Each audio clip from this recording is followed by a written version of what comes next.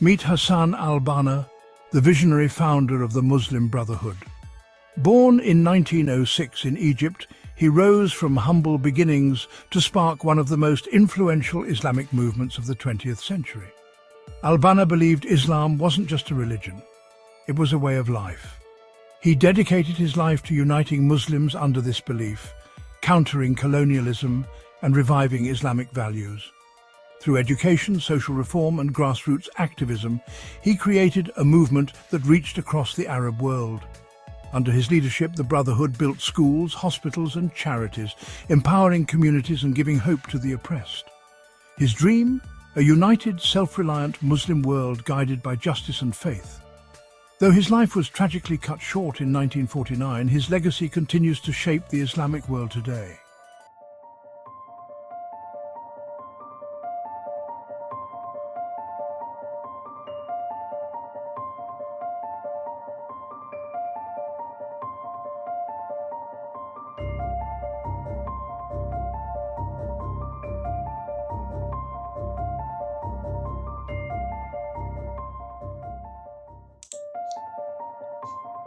The Muslim Brotherhood was founded in 1928 by Hassan Al-Barra in Egypt. For those unfamiliar, the Muslim Brotherhood is one of the oldest and largest Sunni Islamist organisations. Now, if you're still confused as to why Europe's getting it so tight at the moment, it was established in 1928 as a response to an educational opposition to British colonialism. You heard in the video there, countering colonialism. Yeah, that's all us. And of course, it started as an educational tool to spread awareness against British rule and colonialism, but they quickly established a secret paramilitary apparatus in the 1940s involved in anti-British activities and political assassinations. In Arab countries, pretty much all the opposition are all affiliated with the Muslim Brotherhood, meaning they'll get financial backing when they run for their party and they'll do what they can to get a person in. It should sound familiar because it's the exact same thing that we get in British politics. It's absolutely no different to that.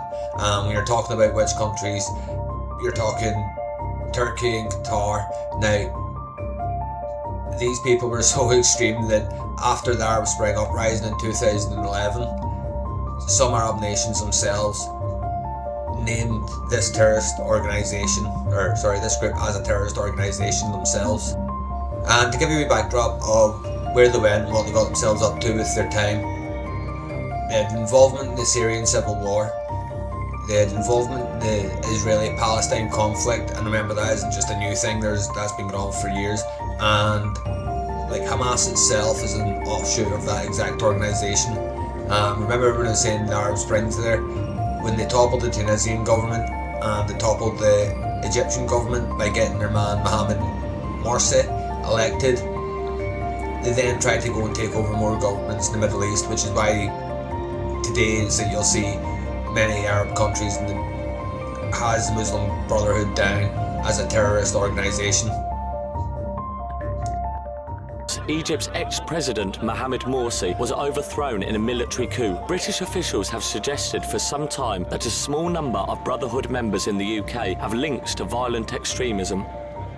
The UK is the latest country to voice such concerns as the clampdown echoes globally. Bahrain, Saudi Arabia and the United Arab Emirates have all recently announced they will withdraw their ambassadors from Qatar, a long-term supporter and financial backer of the Muslim Brotherhood. Last month, Saudi Arabia designated the group as a terrorist organisation, following a similar move from Egypt last year, where last month alone, 528 Muslim Brotherhood supporters were sentenced to death, with an additional 919 facing trial.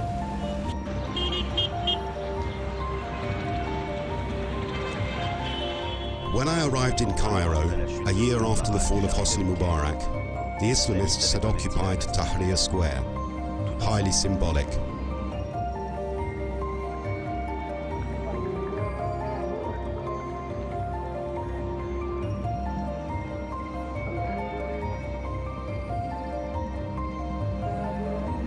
They were celebrating God, freedom and democracy, but also Bin Laden and the blind Sheikh Omar Abdurrahman, the man behind the first World Trade Center attack in 1993. Brotherhood signs were everywhere.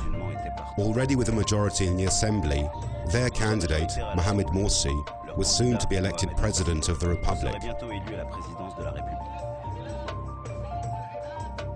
But who are the Muslim Brotherhood? Here in Egypt, at the end of the 1920s, they invented political Islam. After the fall of fascism and the failure of communism, do they embody the last universal and totalitarian ideology of the 20th century? They came to power democratically in the wake of the Arab revolutions in 2011 in Egypt, as well as in Tunisia and partially in Morocco. But are they compatible with democracy? To answer these questions, I first had to go back over their history and constituting the Brotherhood's steering committee. I'll meet Mahmoud Ghazlan, the official spokesperson. Mohammed Mahdi Akif, a long-standing official and former supreme guide of the Brotherhood. Mahmoud Hussein and the multimillionaire Khairat Shati, the number 2 and current strongman of the guidance office. In Gaza, I'll meet Mahmoud al-Zahar, a leader of Hamas, the Palestinian Muslim Brotherhood. And in Tunisia, Rachid Ghanouchi, leader of the Ennahda party, the Tunisian branch of the Muslim Brotherhood.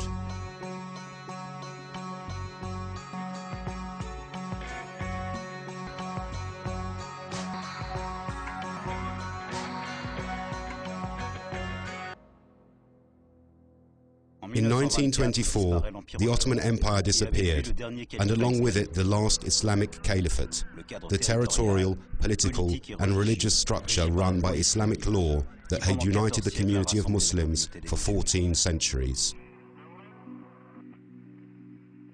The colonial empires finished dividing up its territory.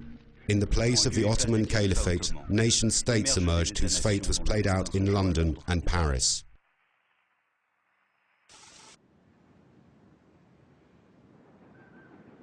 During the 1920s, Egypt remained under the yoke of the British Empire, which still controlled the Suez Canal, politics and the army.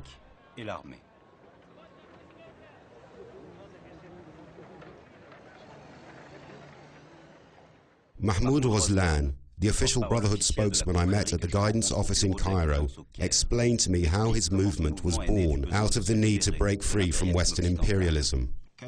Western ideas had started to invade the Muslim world with religious neutrality, secularism and the loss of moral values and so on, notably in society's upper classes.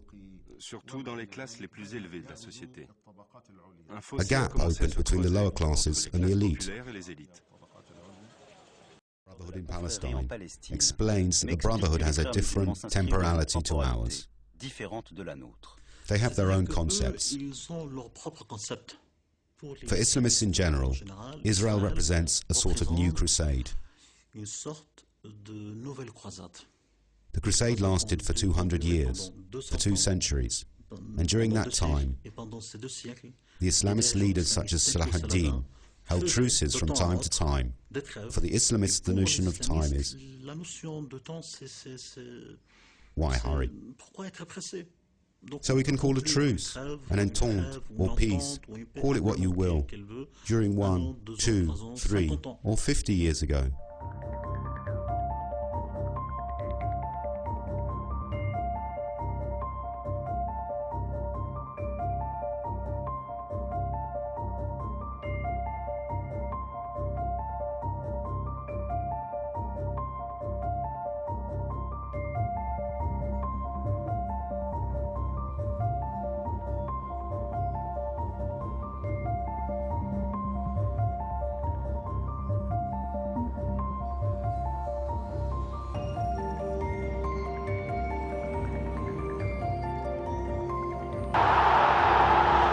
Once they celebrated a democratic rise to power after the 2011 revolution in Egypt against Mubarak.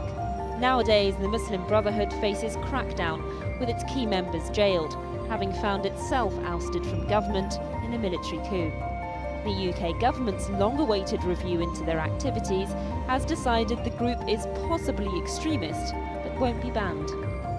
In a statement to the House of Commons, Prime Minister David Cameron said, "The movement is deliberately opaque and habitually secretive. Membership, association or influence is a possible indicator of extremism. And we will consider action under the counter-extremism strategy."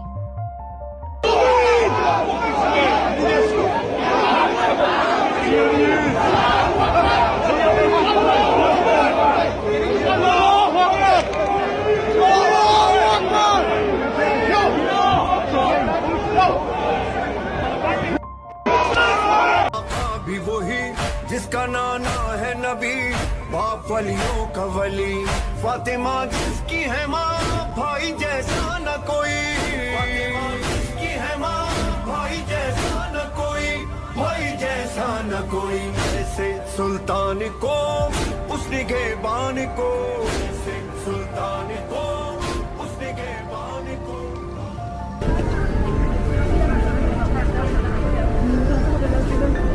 God. About God? Yes, and Islam. Okay. Yeah. Look at it, guys. Look at them. Scared shitless when you go to their faces, isn't it? They be shitting it. You know what I'm saying? They be shitting it when we come in it. You better be scared. Can't do one, bro, I'll break your nose. That's a promise, I'll break your nose. 1,000 to 1. Think about all them people that rushed. What was it, 1,000 to 1 as well? Yeah, say no more. It's different for all of us, isn't it? It's different for all of us, isn't it? Allah instituted in this country. Takbir! Allahu Akbar! Takbir! Allahu Akbar! So that takes the Muslim Brotherhood from their foundations in 1928 through to their political agenda in the 1940s to actually seeing that through in Egypt in, well, it was 2012. As, like, they did get in power, but it only lasted approximately 1 year and ended by removal by military force. Their main figureheads from that were arrested, tortured, and the organisation were branded terrorist organisation for some of the things, you know, they were doing. Morsi issued a constitutional declaration of, that temporarily granted a sweeping power exemption from judicial review, and he was also stacking the state office employees, his cabinet. Many happened to be members of the Muslim Brotherhood. Again, very similar to Western politics and what we see, especially in American politics. It's very party orientated and it's to get their guy in. Right? I mean, even Trump has come out recently, well, a few months ago, and declared them as terrorists. And what I've just shown you there is when they've done a review and a report into the organisation, what they found is they had a 100-year plan. And we're right in the middle of it now at 50 years. See, the plan starts off with a simulation. It's called Civilization Jihad. And see, the thing is, if they want to be terrorists at home, like, who are we to cast shade in that? But I guess they want to branch out and send their people around the world, and they idolise the most savage of people. Out of all the people they could promote, these are the people that, you know, they send forward. These people that you've just seen, you know, these are the civilization jihads that they're sending, and you can tell they do not respect anywhere where they're going if you're not a Muslim. So we've actually seen their Congress doing reports. We've got names of guys who have been writing memos and manifestos and stuff like that there, and then still they seem to be denying that there's this 100-year plan. But if you were to look at what's actually happening in the world and the simulation, or the type of a simulation they're actually doing, because they're not coming here to simulate as people, but they seem to have an overwhelming majority of representation compared to the supposed amount of numbers that there is here for Muslim constituents and stuff like that there. So that's how it starts, that's how they tell you it starts. I've seen videos recently of people saying, you know, it's that Muslim men today need to realise it's that their job is just to come and sell, and you know, so that's their jihad. So we could go as far as you want with this Muslim Brotherhood, but I just wanted to point out a few of the things, what they actually started with. So when you wonder why it's that they come here and they hate us, it was started because it was started against the colonisation of their countries by us, by Britain. So unfortunately that's carried on through America and Britain, you know, continuously bombing their countries and stuff like that there, so they're not going to like us. You've seen as well is that they are bred from no age to hate us, especially if you're not Muslim. If you're not like them, they're going to hate us, but especially if you're not Muslim. So I think we're all in agreement, there's a clear problem here. They don't come here to assimilate, and they don't respect our culture, and they want to impose their culture on us. That is a clear problem. But before we go, I'm going to leave you with this. Just a little bit of a heads up of who's actually paying them, where the money's coming from. And it's a bit of a twist to the story. I think it's something we can go in and do another video on, because it just unravels a lot more questions than there is answers to it. But I don't think anybody would be too surprised to find out where the money's coming from. Like, comment, subscribe. See you next time. Platform Shomrim were told how Netanyahu allowed Qatari cash donations to Hamas for years without supervision, despite concerns from within his own government. $30 million per month. Okay. $360 million. It's more than a billion shekel. That's simple mathematics.